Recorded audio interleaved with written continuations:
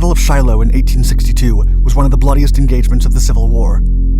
And even though Ulysses S. Grant's troops fought with vigor, their victory came at a great cost. As the sun set on April 7th, hundreds of soldiers laid down on the ground for hours in the dark, cold, and rainy battlefield until paramedics arrived. But then something strange happened. Some of the men's wounds started to glow. Upon arrival at the hospital, the glowing men recovered rapidly and with a lower infection rate than the soldiers whose injuries did not light up. The legend of the phosphorescent men would then become part of the Civil War's lore and folklore. And the mystery of the glowing wounds would remain unsolved until 2001, when a teenage Civil War enthusiast embarked on a science project with his best friend.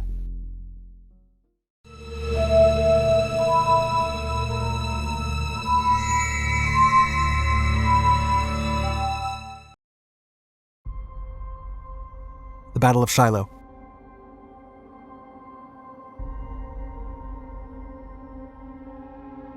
One year into the American Civil War, Major General Ulysses S. Grant and the Union forces had pushed deep into Confederate land along the Tennessee River. In early April of 1862, Grant and his men were camping near Shiloh, Tennessee, waiting for Major General Don Carlos Buell's men to rendezvous. Then, on the early morning of April 6th, Confederate troops launched a surprise offensive against Grant's unit, looking to defeat them before their backup arrived. As the battle continued throughout the day and reinforcements began to report to the area, the Union managed to hold ground and establish a battle line anchored with artillery. The full force of the Army of the Ohio, commanded by Buell, arrived early the following day at the rendezvous point, outnumbering the Confederates by more than 10,000 men. The Union troops then launched a counterattack along the entire battle line.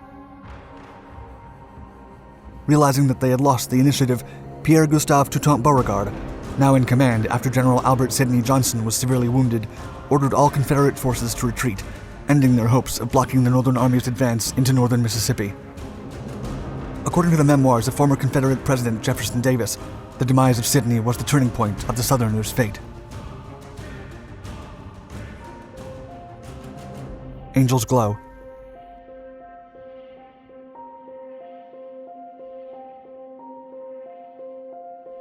Though they won the battle, the Union Army suffered heavier casualties than their Southern enemy, and Grant's leadership was scrutinized in the print media. The Battle of Shiloh was the deadliest struggle of the Civil War up to that point in the conflict, with almost twice as many casualties as all the previous significant encounters of the war combined, leaving 16,000 wounded and 3,000 casualties from both sides. Upon arrival at the hospital, neither Southern nor Northern medics were prepared to treat the soldiers' injuries. Although bullet and bayonet wounds were bad enough, Civil War fighters were prone to severe infections. With a weak immune system from malnutrition, the elements of nature, and dirt all over their campsites, most men couldn't fend off an infection on their own, and their cuts became the ideal home for festering bacteria. With antibiotics still years away, and without much knowledge about germs, even the best army doctors couldn't do much for the wounded, and many soldiers perished from skin contamination. As the sun set on April 7th, thousands of soldiers remained in the muddied fields waiting for medical evacuation. Some of the Shiloh men even stayed in the rain in excruciating pain for 2 days and nights before they were finally rescued. But during that first night, as the moon shone over the soldiers, some of them noticed a strange phenomenon. Their wounds were glowing in the dark, casting a greenish-blue light into the darkness of the Tennessee fields. When some of the so-called phosphorescent men arrived at the hospital, Dr. James Cuthbert Dinwiddie showed incredulity and was taken aback by the glowing wounds. However, the doctor soon realized that those with these strange injuries had a higher survival rate than the soldiers without them. They also had lower rates of infection and were healing faster than the unilluminated. With no apparent scientific explanation for this strange phenomenon, the glowing wounds were considered a divine miracle by the soldiers from both sides, and the mysterious light earned the nickname of Angels Glow. For almost a century and a half, the story became part of the Civil War's treasury of tales, legends, and folklore, with many believing it to be either hyperbole or a plain fabrication. Where legend meets biology.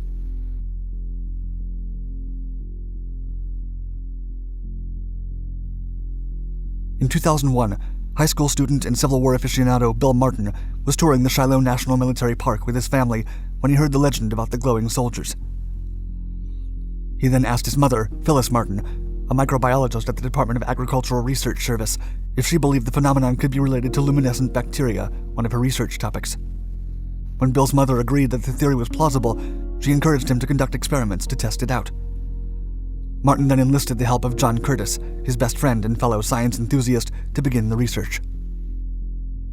Upon further investigation, the friends learned that Photorhabdus luminescens, the bacteria that Bill's mother studied, lived in the guts of tiny parasitic worms called nematodes, which hunt down insect larvae on soil, then burrow into their bodies and live in their blood vessels. Once rooted in the larva, the nematodes regurgitate the phosphorescent bacteria, which then glows in a faint greenish-blue color. And when the worm has been eaten, the nematodes eat the Photorhabdus luminescens and begin searching for a new host.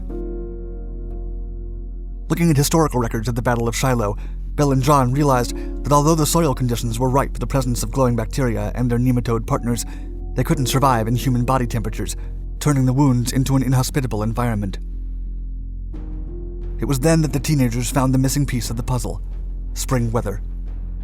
Nighttime Tennessee temperatures in early April would have caused the men to suffer hypothermia, lowering their body temperatures. Because of this condition, the wet and muddy conditions allowed the nematode to thrive, making the wounded a perfect host for the parasite.